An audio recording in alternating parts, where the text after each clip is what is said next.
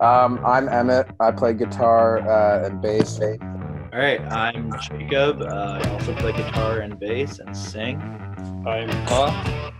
I play guitar and I sing in the band Goodbye Honolulu. I'm wearing a mask. I'm Max. I play the drums in Goodbye Honolulu. Usually introduce ourselves and then go straight down. You're like, you guys start at the beginning of like a set. You're like, we're Goodbye Honolulu. Expect to be disappointed. Went to a Goodbye Honolulu show and all I got was disappointment. Dude, I would buy that shirt.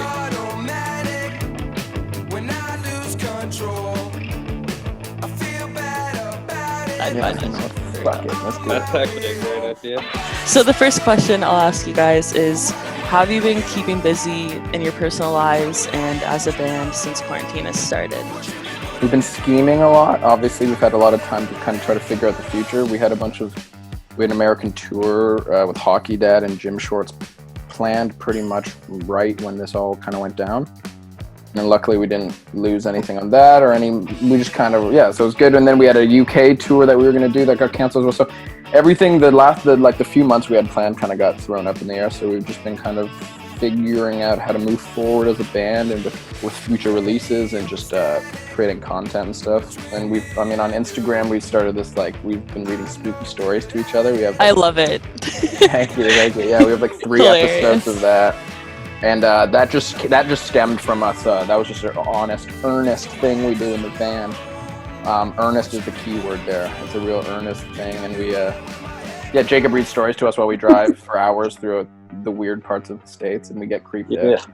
Yeah, through the backwoods when Jacob's reading stuff. And I know. And then we've been writing as a band and collaborating through like our laptops and stuff and recording demos and new things, which is still somewhat of a new. It's kind of, we're doing it in a new way, kind of a new process of collaborating. So that's been exciting. I think it's given us all a bit of energy. I think we're trying to just keep in touch every day amongst ourselves to just try to be proactive in the way we can at this point. Yeah. Speaking of demos, you guys released a demo album, if I'm correct. That was a live off the floor, semi-live off the floor album we made about 4 years ago. Oh, and that was before streaming was around. It was so ancient. It was so vintage. But no, we did that with Jacob's dad, who is a producer. He produced that for us, and that was just a kind of a CD we would sell at shows to literally make money. It was early on just to get merch money and have a T-shirt and a CD, and our good buddy did the artwork for that. So that was our first ever recorded thing as Goodbye Honolulu, but no, definitely not a demos thing. That was okay. For a good couple years, that was all we had, and we were yeah. So, but it was That's our so early, sweet. Yeah, and it came from all of our solo projects, kind of like Jacob's project, which used to be entitled Headspace, now Jay Fieldbender, and Fox, a solo project entitled Fox, or his name, and Max and I, other bands. So we kind of brought these all into that album in 2016, was it, guys? Or 15? It was 2015, yeah. Yeah, and that was just, we did that right in when we started the band, and we said we should just kind of get in the studio and record the stuff we have. And it was just played like it was live, and it was just a very good, it kind of captured where we were. There must be some type of nostalgia kind of connected with that too. I think it's kind of really cool that you guys were a band or doing things together and then playing shows and trying to sell the CD and the merch. I think that's such an authentic thing to do and to start that way, because it's so natural for us to jump on the streaming platforms and kind of put everything on the streaming sites in order to be heard, right? But yeah. I think it's something so sweet and nostalgic about having that CD and going to record labels and being please listen to me. I love that kind of. We were on our first big tour with Hines in the States. We ended up actually dropping off those CDs at record labels that we'd passed. When we stopped by Third Man Records in Nashville, we literally put that CD in their door slot. I love that. Yeah, we put up way too late and it was locked. And we're ooh, we got photos, but then we hit our cards and shit. I've actually done that with my last media card. I remember one day I was just fuck it, I'm gonna go downtown because I live in Mississauga. I was I'm gonna go downtown and put my cards everywhere, and I went to all the different venues and put them in the door cracks and put it in Steve's music store and all these just different weird places. Yeah, it's like we say, it's earnest, right? It's real earnest. Earnest. That's the theme today. Earnesty. Yeah, I was just gonna say, you talk about nostalgia, I listened to that CD a few times before we dropped it on streaming, and I hadn't heard it for a while, and it totally brought back we used to play so many Toronto shows, and I just remember like playing so many gigs at like all the Toronto venues, and now we don't do that so much because like we kind of space out our local gigs, but we used to play like every week and a half or something, so it just reminded me of playing like so many live shows and playing those songs. Yeah, to nobody, but it's always fun. I'd honestly forgot that we didn't put that on streaming. Like when we kind of like whatever you want to call it, EP kind of thing, wasn't on streaming, because a lot of those songs were the songs that a lot of our fans had heard first, like Bum Me Out and Hardly Speaking and Lori Can't Love. Like those were kind of our original like fan favorites. So I'd almost forgot that a lot of our newer fans probably hadn't even heard recordings of those songs. Lori Can't Love was my favorite song. Like I think that is such a cool arrangement. This like Western, like cowboy kind of, like that's the kind of atmosphere that I get from that. Yeah. And so when I was listening to Heavy Gold and hearing kind of the original sound of that and how it evolved, I was like, honestly, it was a good song from the start, and how the chorus kind of, because it was older and seeing how it developed it was really cool. There's 3 versions. Yeah, there's three versions on Spotify now. If you go to the More Honey album or EP we put out, on the 6th song, there's the original demo, which came from Fox's solo project back in high school. And that's still a lot of people's favorite. I mean, that was super cool aesthetic and vibe. I'm pretty sure that I have heard all 3 versions. It's just, my memory. Yeah. No, also too many versions. I still want to put it all on a record. I still want to do like a single with all 3 versions. I think. Yeah, that'd be sick. Cool. Anything else you guys have been up to? I've been teaching music lessons. Like I've just been doing online lessons on Zoom for drums and guitar, and got to do a lot of practicing on both instruments. And I've been putting together these fun little videos of like taking really big pop songs like All of Me by John Legend or like All I Ask by Adele, and just taking songs that don't have drums on them and just like making videos of putting drums on them and like recording them and figuring out like how to sync the audio up with the video from my phone. So yeah, it keeps me busy. That's really fun. When people release music and people take those songs and make remixes or make versions of their own or do covers of them, that's really interesting to bring your own type of flair to a song, because I find a lot of people will do covers of songs and they're great singers, but I think it's even more important when you can kind of bring something from your own talent, I guess, and like put your own spin on it. So that's really cool. The next question is, have you been struggling to find motivation throughout the quarantine? I have been the least inspired I've ever been. Totally fucking bummed out. We definitely don't have it the worst. There's a lot of people suffering, dying out there. It's a really serious and fucking real thing. Yeah, I basically go from like that mindset. Like I've been trying to write and like make music and record as much as possible in isolation. I think as artists, the mindset kind of goes between like, since I'm here and I'm isolated, I should just like try to be proactive as possible and do as much as I can.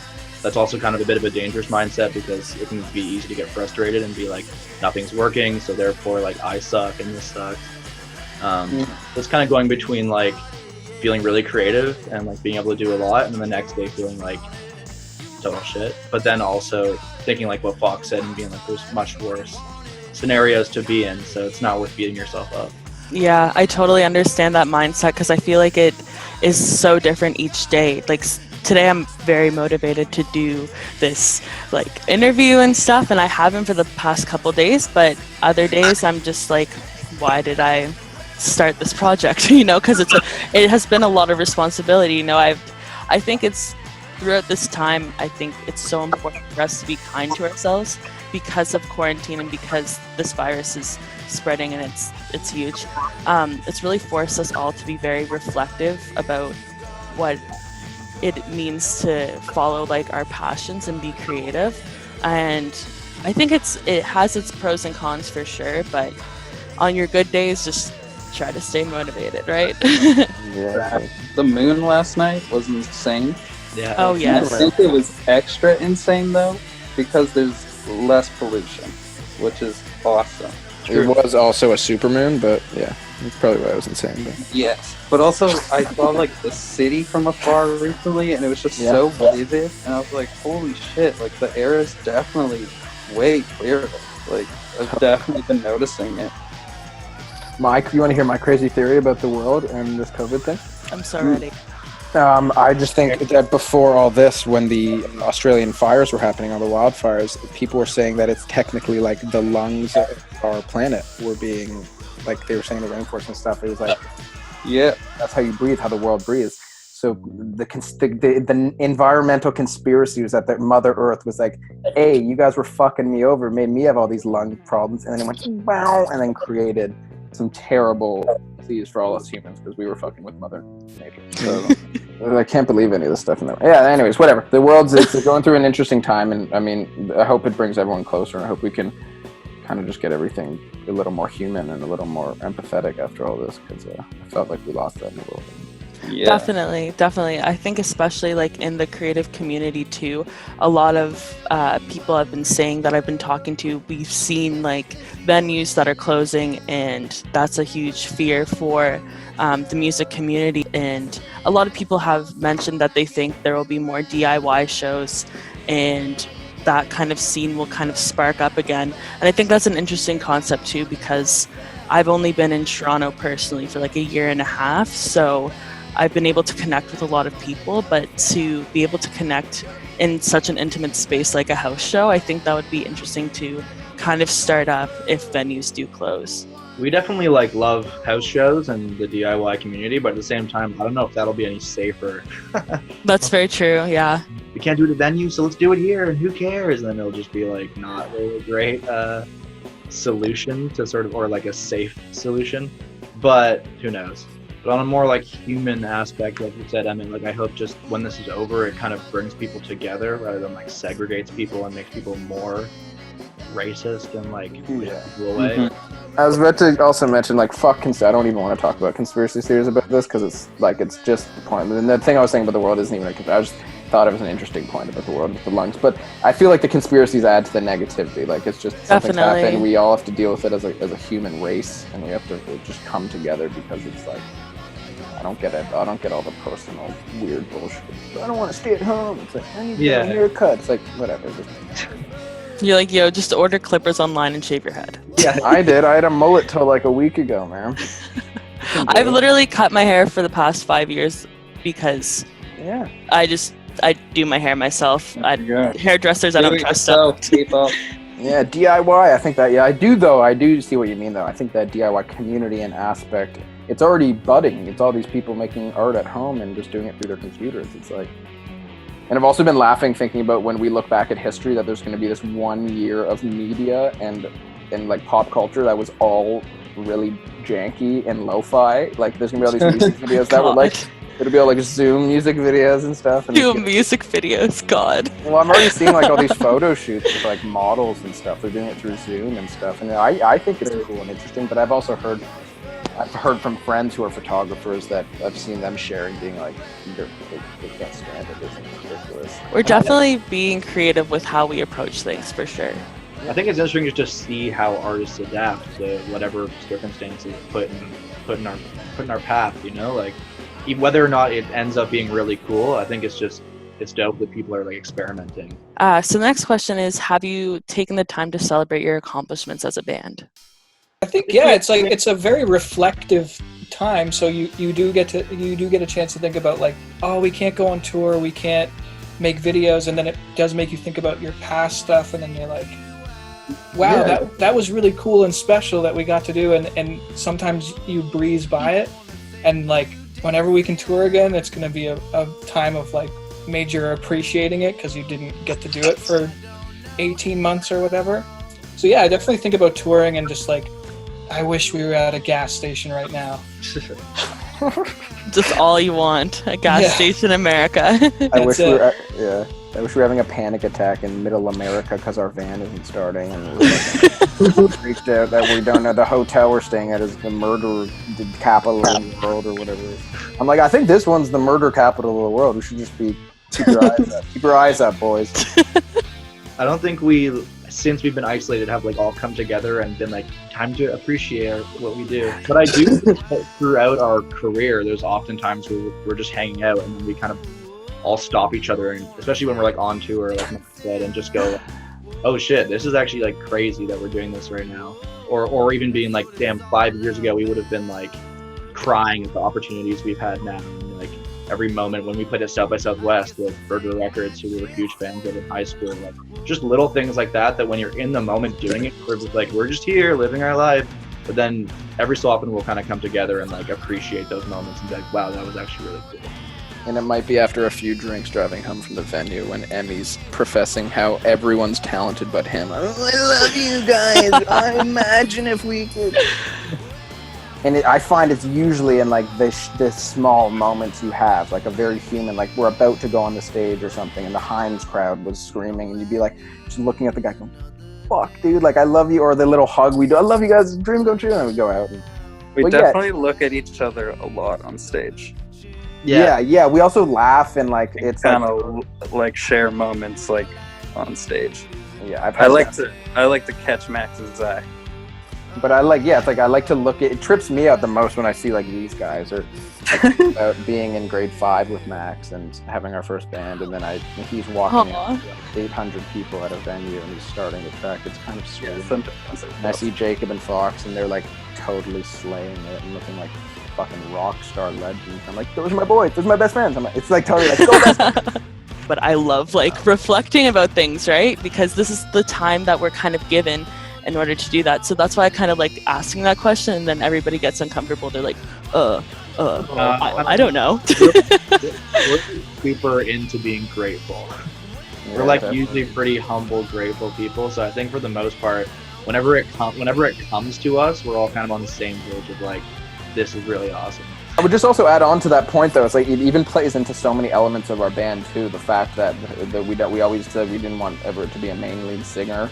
We wanted, the whole concept was 4 songwriters and performers to come in and create almost like it wouldn't be the band with one guy out of it, of course, or even with another person in. Like the sound and everything we share, it's very diplomatic, and we let everyone sings their songs and does things. And I think we always understood that like the group mentality and the pack mentality helps we can all carry each other. Like, and we had a label when we were younger with a record label in Toronto called Fried Records, where we had all these bands on it. So I think we understood early on that it's way easier to do things with more people and having a community vibe than being closed off and being standoffish to people. That never worked. And we would meet bands and we'd be standoffish. It was like, cool, later.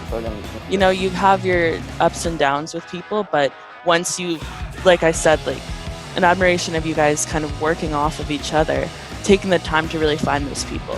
Only time that like assholes succeed is if they're like extreme, like in the music industry, is if they're somehow extremely talented, and in that case, fuck them still.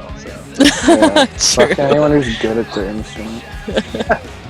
That's hilarious. It's true though. That's what I've kind of experienced and noticed a lot, just in a creative community, that if you're open to new possibilities, then you're open and experiences and opportunities will come to you. But if you think your shit doesn't stink and you're going around thinking you're king shit of Toronto, you know what I mean? Like it's not gonna work. So yeah. I think we played with that band, King Shit of Toronto. Oh shit, really? I heard that they were pretty shit. Yeah, they're shit, man. They're a bunch of fucking douchebags. Yeah, I mean that seems to be their reoccurring theme. So I was the guitarist in that band. That was our shit. What have you been listening to lately? My girlfriend is in a band called Luna Lee. Was on like a live stream thing the other day for this label called 88 Rising, and the whole thing ended up being like 4 hours long. And at first I was just gonna tune in for her thing, but then I was like, oh, I'll watch some more. And I was like, all right, I'll stop after this one. And I literally ended up watching the whole 4 hour live segment thing.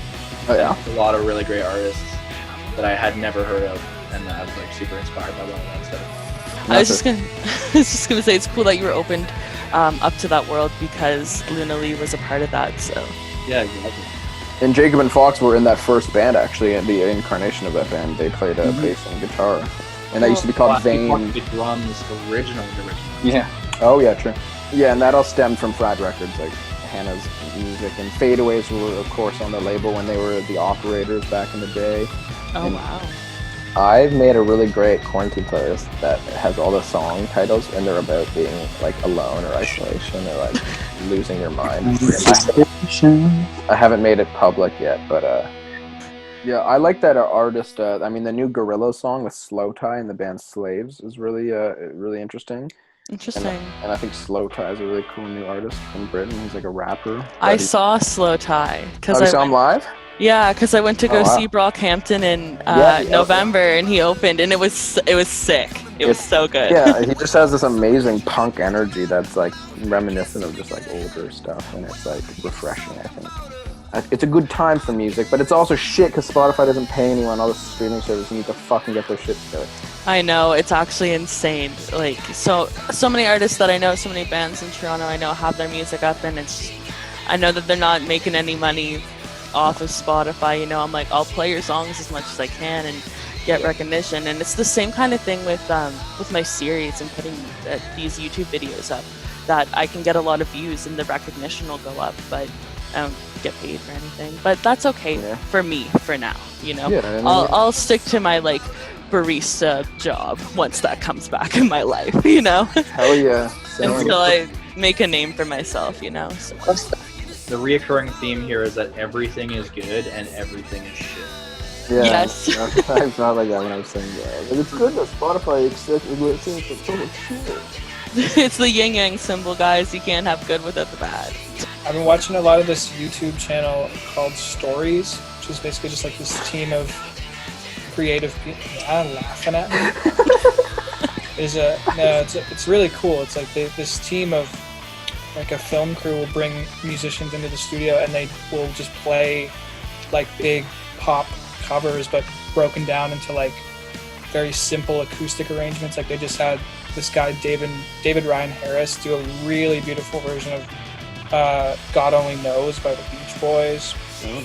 And like there's just like a million of them, like just all these like pop hits, but they're just all arranged for very broken down, very pretty acoustic versions. So just been going through that YouTube channel. So nothing original, just all hits, but made by.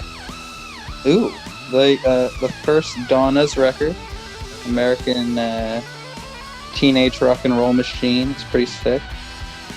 Chic, listen to some Chic. Doja Cat. Vossi Bop. Yeah, my sister. I showed my sister that. She's in love with Vossi Bop. It's always on in our house. Black Lips new record's very good. Some Neil Young, some Alex Cameron, The Damned, Generation X, whole bunch of shit. Nice. Young Gun. That's so nice. Yeah, that's cool.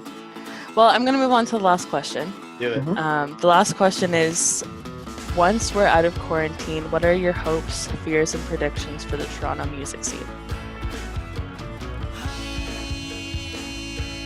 I mean, I think kind of what we touched on before, which is just hoping that it like continues to thrive, that all ages shows can continue to happen. Hopefully that a lot of the venues don't shut down because of this stuff. And also that I guess venues continue to like treat their artists properly. You know, we've had a couple of like things happen that we're not going to necessarily need to get into at all.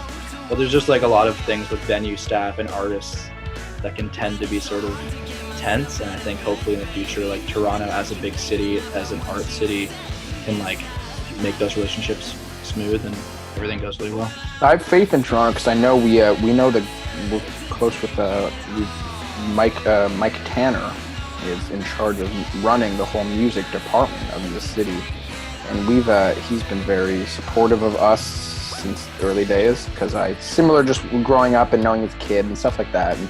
But he runs the music sector of Toronto, and I know they're trying to definitely push the music creative culture of Toronto, and they're definitely taking after Austin with the South by Southwest kind of creative vibe the city kind of encompasses a little more than other cities. But yeah, I mean, he's been. I have faith that I know they're working hard to kind of keep the culture and not even just like a live music. Like they're very aware of the new music scene and the new sound that even Drake's brought to the city, and just the other kind of just a whole different vibe. There's so much in Toronto, and I don't think it'll ever go away. It's like There's a lot of venues still, but I mean, there'll probably be newer ones after this and whatever happens. I don't know. I just hope people can play shows and people get the opportunity to have their first shows.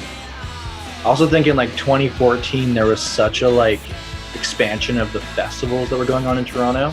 Yeah. A lot of them ended up having to shut down because there's like not enough funding or not enough people coming and maybe having a bit too grand of ideas or whatever it may be. I don't know what happened, but Yeah. it'd be nice to be able to see like some cool festivals come back to Toronto. Or Grow Fest. And be able to thrive, as well as just our usual things like North by Northeast, which had a lot of kind of missteps seemingly along the way the last couple of years. Hopefully they can kind of like come back with something really cool. CMW, like just those sorts of Toronto citywide festivals. I think if they can kind of really step their game up, that'd be really awesome for the city. And I think this, like Emmett said, like Mike Tanner's working on that, so hopefully. And yeah, and he's super supportive. He actually helped us put a huge showcase and stuff with us West. Like he got us on his Canada showcase. So, and I mean, he also had a bunch of other Canada and Toronto musicians that we saw in Austin.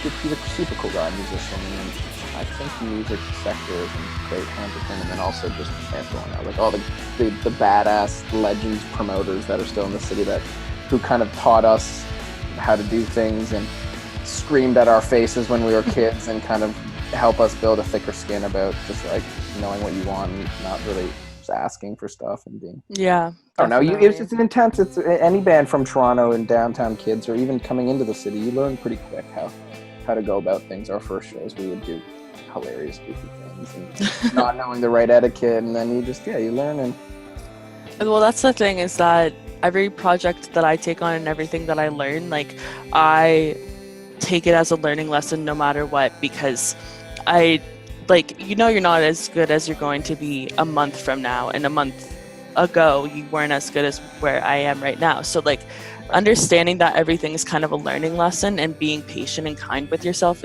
I think it's really important, and I feel like that's probably what you guys learned. Just kind of jumping back to, you said like in 2014 there was some festivals that went on. I just wanted to jump into that. What kind of festivals were they? I just don't know much about it. Arts and Crafts, the label, ran a festival called Field Trip. Okay. There was a festival called Time Festival, a festival called Grove Festival. They were all just like festivals that I think were only 1 or 2 days that happened like actually in the city or very close to the city. And they were pretty big, like summer events. Like, have you ever been or heard of Oshiega? Yeah. I haven't been, but I've heard of it. Yeah, it wasn't on the same level as that. Like Oshiega has multiple stages. Most of these were like one stage kind of things. But at the same time, it just was that similar vibe of festival. And a lot of kids came out. It brought lots of kids from like the GTA and further. And I think that just was like a good thing for the city. Again, I don't know the statistics of it. Yeah. I'm sure it was probably really difficult on every front to keep that going. But just the actual idea of it and the energy it brought to the city at that point, I thought was really cool. And then a lot of them went under, which again, I don't know all the reasoning behind it, but it'd just be nice to kind of have that sort of like excitement and level of things happening. I really support and really like festivals, because that's kind of an interest of mine for like careers. I mean, it's a great interest right now, you know what I mean? We're in quarantine and they're like, shows won't be happening till 2021, like good one, Ashley. But you can't help your passions, and I think that staying optimistic and like this is gonna last forever, right? And yeah, that would be really cool, like going forward, to see those happen again, because I'm like, I wasn't here. Yeah. I don't even know if it happened, so I need to be here for it. Yeah, I think there'll be we'll all see. We'll just see how it all goes. Literally can only take a day at a time.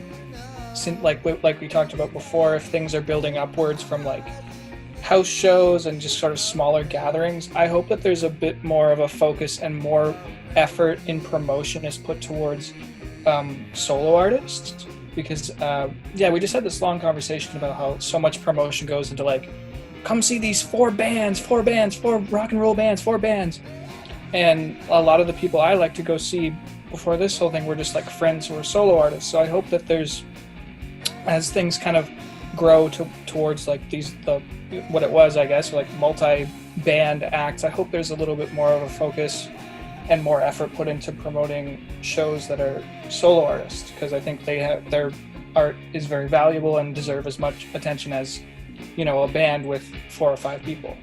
I think that's a really good point, because I think for a lot of people, and myself included, sometimes you think of a show as sort of like an event where you're coming to have fun, and like you want to go to a show to like dance with your friends and drink and like be like active and get energy from this like band or whatever it might be. Not every band has like explosive energy or anything, but that sort of weekend like going out kind of vibe, which I think a lot of people fall into. But it's a good point, Max, that like that's not what every show has to be. And I think a lot of people should kind of like hopefully respect the solo artist and the like coming to a show to just purely enjoy the music and not necessarily make it like a party or whatever.